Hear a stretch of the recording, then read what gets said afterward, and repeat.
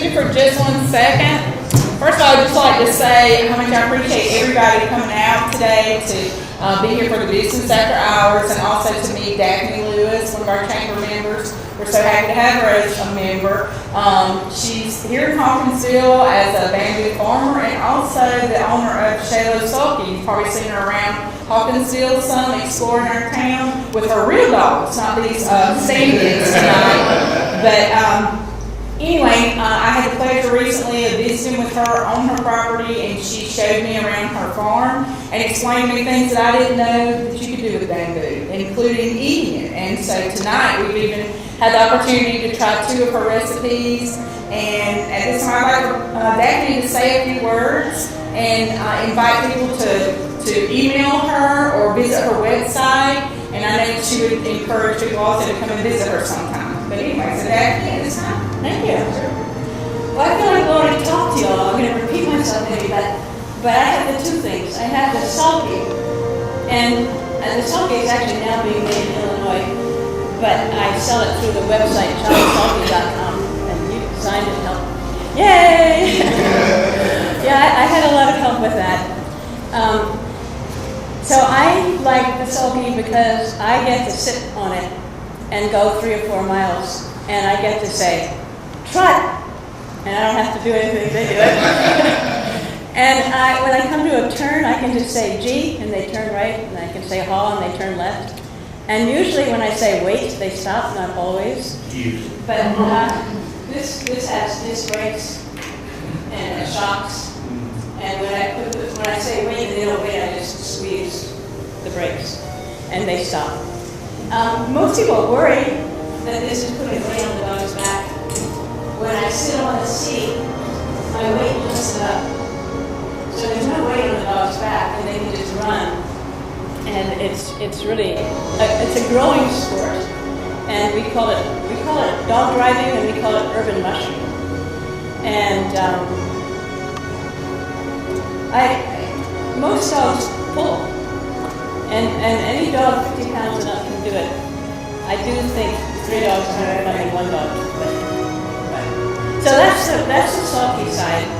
My dogs can pull wagons and give rides. They can give rides anytime you want. I love giving rides to my dogs. And they can give rides to little kids with a wagon, and they can give rides to big kids. I was in North Carolina last week, a few weeks ago, to a Winterfest. And it was so fun because the fathers would have a baby and they would sit on the sulky, and then my dogs would pull the baby and the father up and down the fairgrounds. It was lovely. And then the mothers too, and then just the little children. But the idea that the baby got to go because the father could sit in it was really nice. And my other passion is bamboo. I've told many people already, but I cut this today. It's 2 weeks old. It's way too old to eat. You got to have a little young one to actually eat it.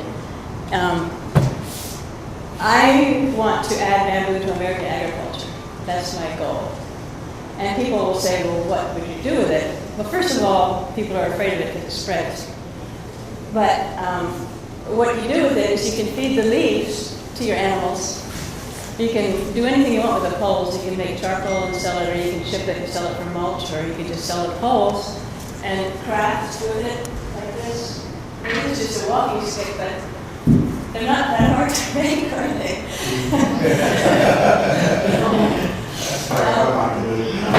Orion is taking up making things with bamboo.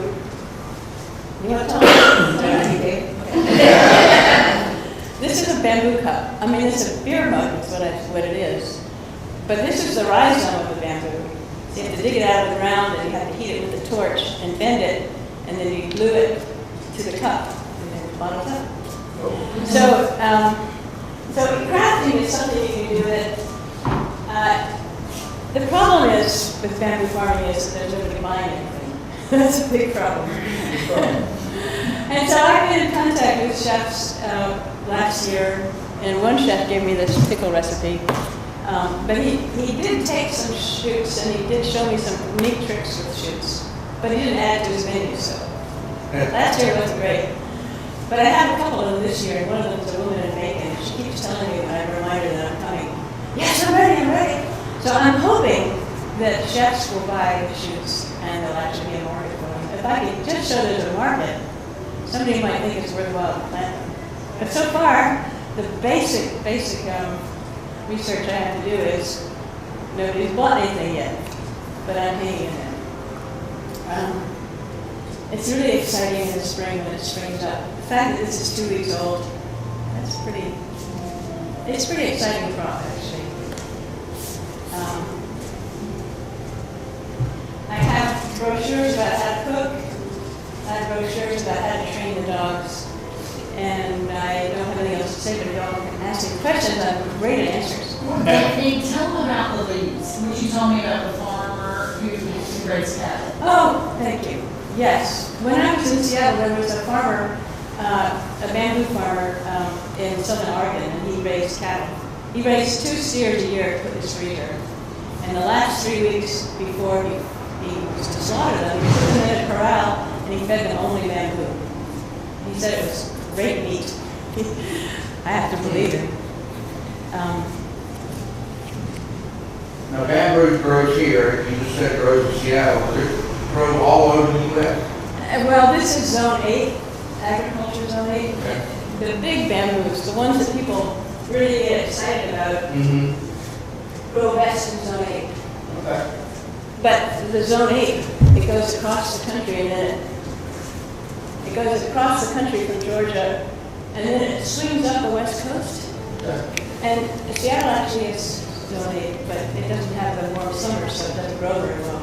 Okay. It's Zone 8 in terms of winter cold, but not in terms of summer heat. But there are different kinds that will grow further north, but they're smaller. Okay. But they're great for grilling. And there's a guy in Seattle who raises bamboo, and he sells them at farmers market, he shoots. And he says that the chefs buy from him, and they grill them. Maybe they'll take the skin off, or the leaves off, or maybe they won't. But the thing that impressed me most was one chef told me that she grills them in the sheath, and then she serves them at a table with lots of dips, and the people peel them like peeling a lobster, and it becomes an entertaining food. But I haven't done that yet. I usually just chop it and add it to whatever I'm cooking.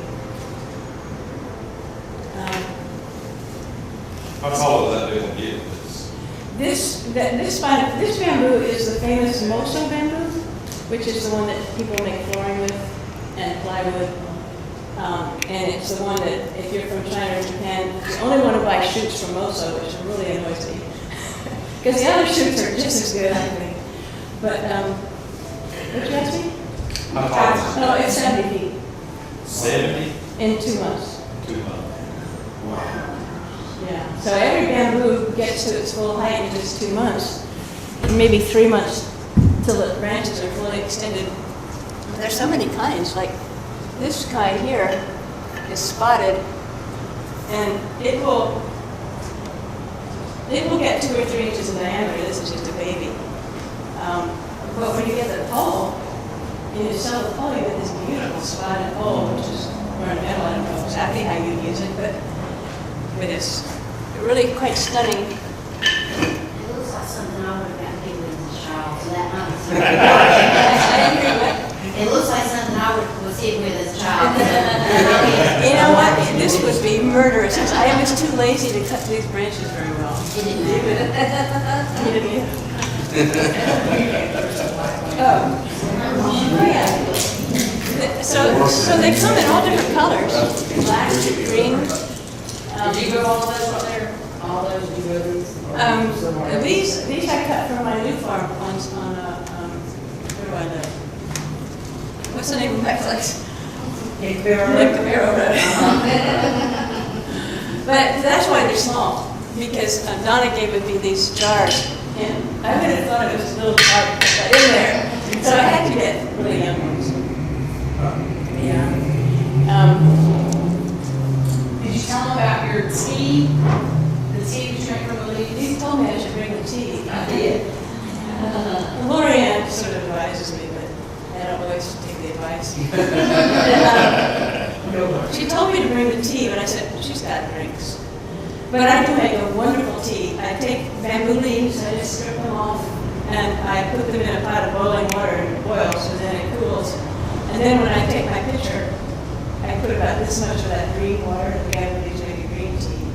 And then I add a black and a green, as in store-bought green, and a lemon, and fill it up with water. And I drink it a pitcher a day. You know what? I've bitten my nails my entire life.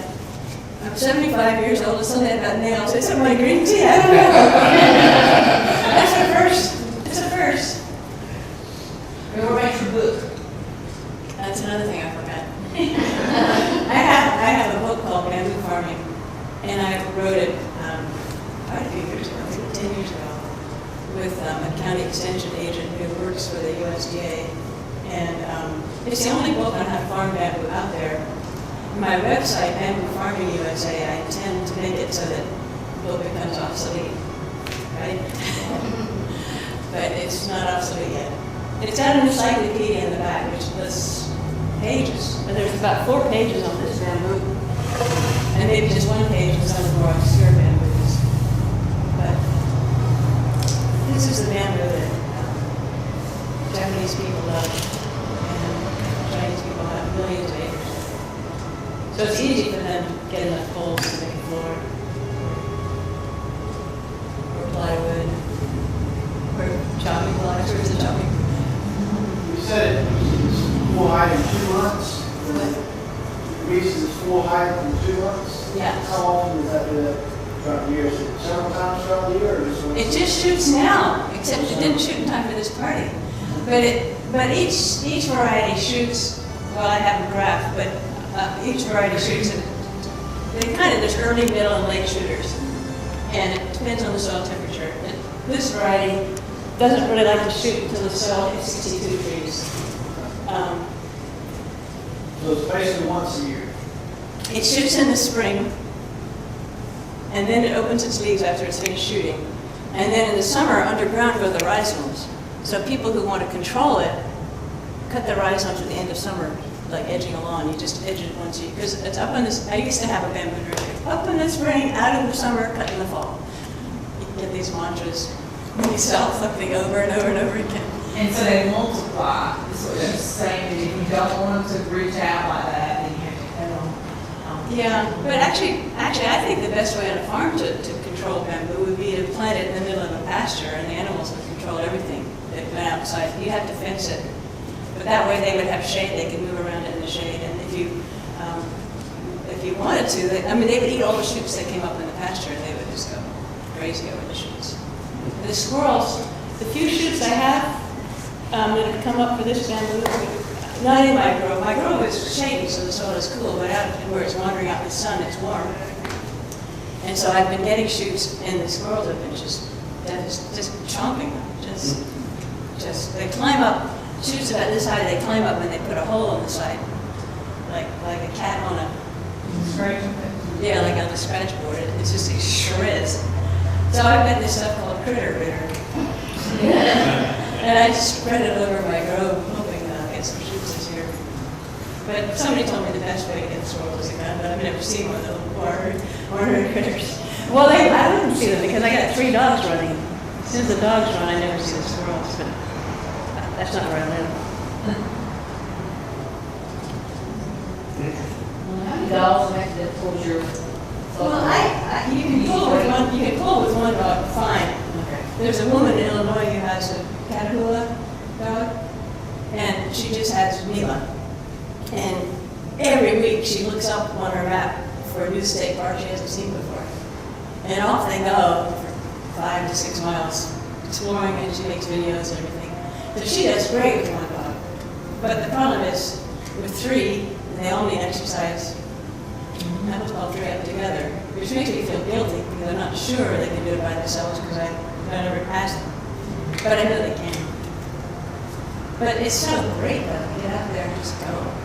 And I have a scooter also, big old scooter, big old brakes. And I can hook the 3 of them up to that too if I want to be more casual. Yeah. Anyway, I would really see farmers plant it, but I have to sell some shoots before I can convince them to do it. There's a man, my insurance agent, just planted some of this kind of bamboo 3 years ago over in Fort Valley. But it's only this tall because it's big. So it takes about 10 years for maturity. And in Seattle, the Ag College in a valley called Puyallup planted 7 varieties of bamboo. And they were able to start harvesting it in 5 years. But they're harvesting this kind of tree. So that you cut it after 2 months, but when you're saying harvest, you're talking about just keeping it in your storage like you showed me and put the date on it and then letting it sit there for 5 years, right? Is that correct? When I'm talking about harvest, I'm talking about cutting the bamboo shoots out of the ground and selling them. Okay. But I won't get harvest from Nick Cabrera Road for another 3 years. Okay. Because each year the new shoots that come up will be taller than the previous year. But it'll take 5 years before they're worth harvesting. And I want them all to grow together. But these shovels are really fun. It's a monster shovel. But this is how I dig the shoots. And how I'll dig plants. Somebody wanted plants. He wanted plants. Well, he insisted digging plants. This was a man who said his wife said he couldn't have a bamboo, and he and I were going to dig bamboo. To the house.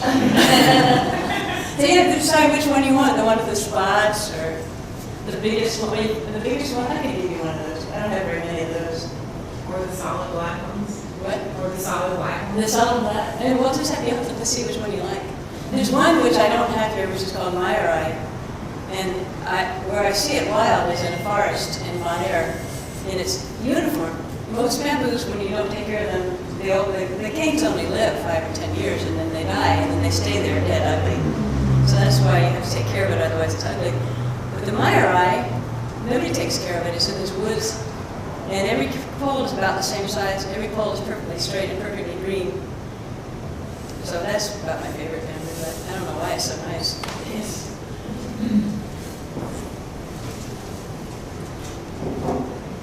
But Georgia is probably the best place in the U.S.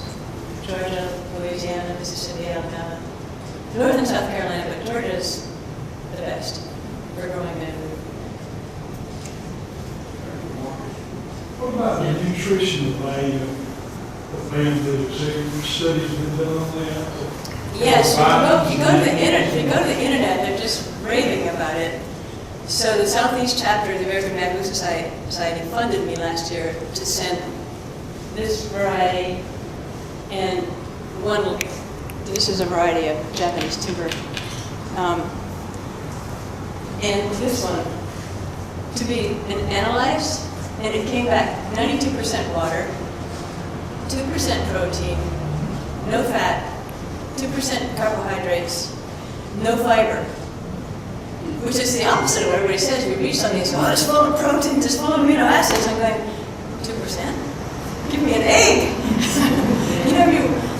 So that was the rub. But if you get down to the micronutrients, I don't really know because I only paid $500 a test. But with $1,000, I can give you the answer. But what I know is, when you How bad do you want that? what I know though is that the stuff I read on the internet doesn't match the tests that I ran. But then on the internet, stuff is mostly for tropical bamboos, and maybe there's a difference.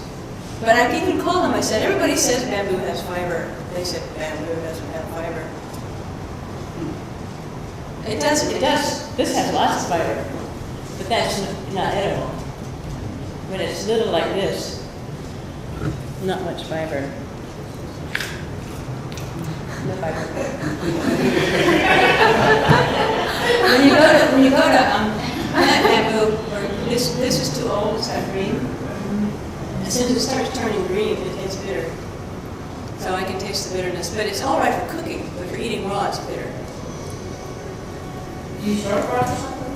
What? Like you stir fry or? Oh, yes. Okay, good. Yeah, the thing about it is it's very, very crisp and very, very white, and you can cut it as the pickles. You cut it in rounds and in all sorts of shapes.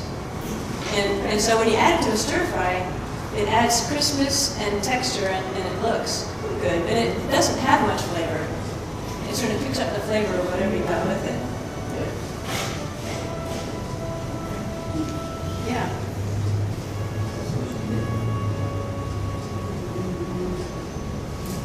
Daphne, will you explain to them about how you make the cup and at the, you know, how the bottom in the cup, you know, how you cut, like, the bolts on the floor, how you cut that for the cups?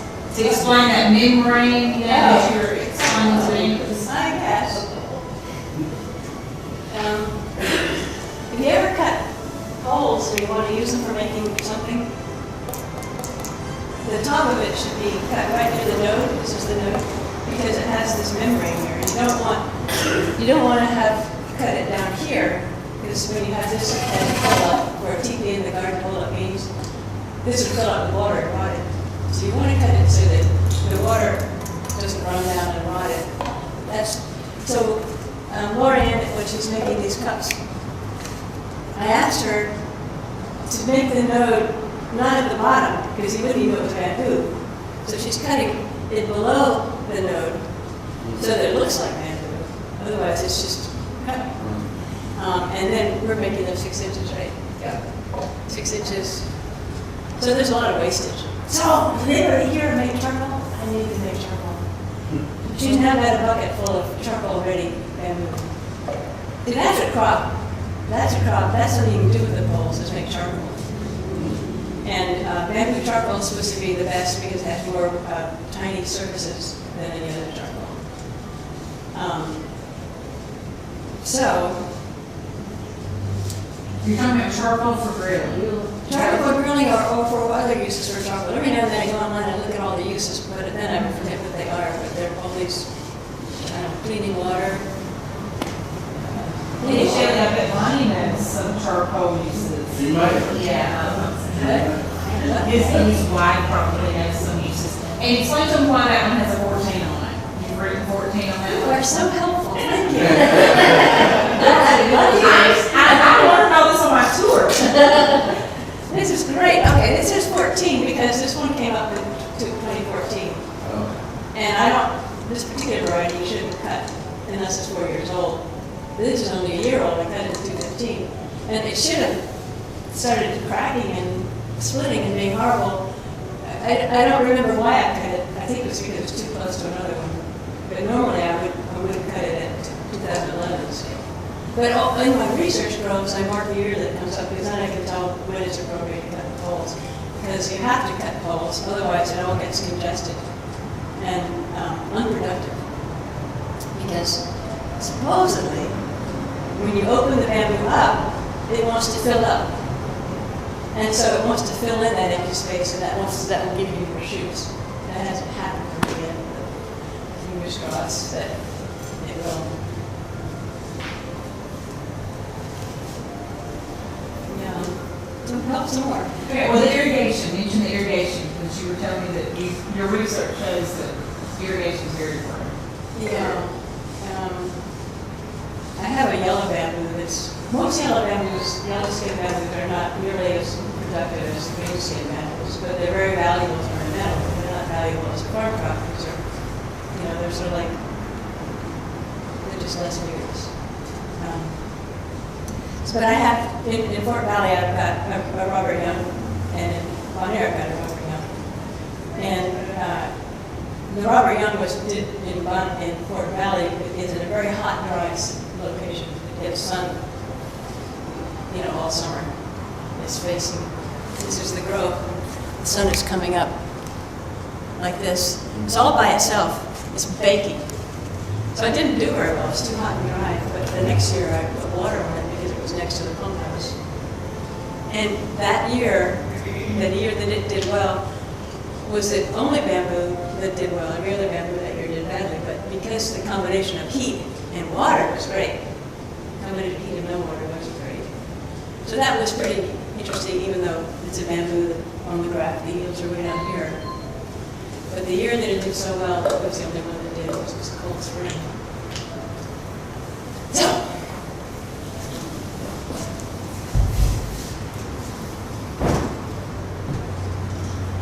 do you want to burn something?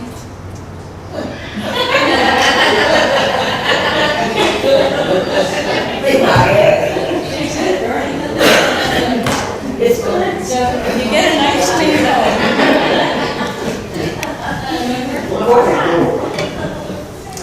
You're doing well. Okay. She looks like she needs another hand, doesn't she? Okay, and watch this. This has not been burned before. Isn't it beautiful?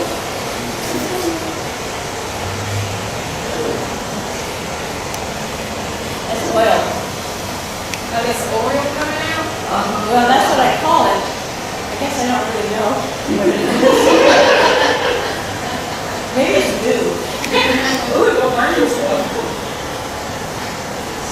Now, these have not been burned before, so we just were going to show you Lori's idea. Show them how you can burn it and make it. That is good. Oh, play like that. Oh, it'll stay like it's varnished. Yeah. There's the contrast. Yeah. This has been washed. When we cut it, it's brown because it's covered in some kind of mold, some kind of brown that washes off. But this has not been burned. This one has. It's pretty runny. So it's really fun making these things. Like, I can't remember whether I burned this one or not, but I probably did. But if you probably need a bigger torch to really burn it efficiently. Yeah. But it really makes it look really good. Or torching, I guess. Do you sell any stuff, the walking sticks, or cups, do you sell those things? Say again? Do you sell your walking sticks or your cups? She's now my salesperson. I've never booth at once. Yeah, so Lorianne is going to be there, and she's getting stuff ready. I'm going to see. I cut the poles, and she'll do the stuff. Okay. And so yeah, we're going to have these. We're going to have a booth there, and we're going to sell cups and mugs and all these things, but especially walking sticks.